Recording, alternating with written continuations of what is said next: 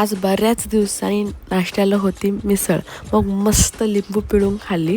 आणि आज मी तुम्हाला दाखवणार आहे माझं कर्ली हेअर रुटीन.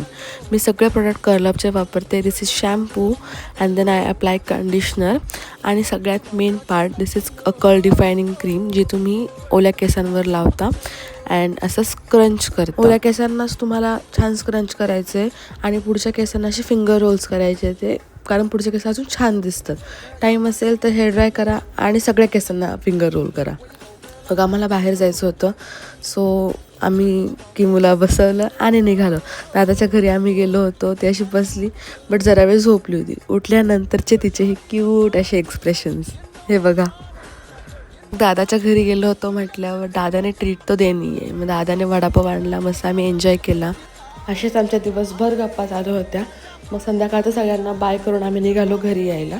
घरी आल्यावर थोड्या वेळ मी असेच पडले होते. मग संध्याकाळी बघितलं तर इतकं छान वातावरण झालं होतं ना. बघा किती छान हवं आहे. जेवायला होतं तांदळाची खीर, बटाटा आणि चपाती. आणि टेस्ट तर काय होती भारी. इतकं छान वाटलं होतं ना हे जेवण करून. मग सरांनी मला बसवलं त्याचं प्रोजेक्ट करायला. तर ह्यासोबतच आजचा ब्लॉग इथेच एंड करूया. चला तर मग.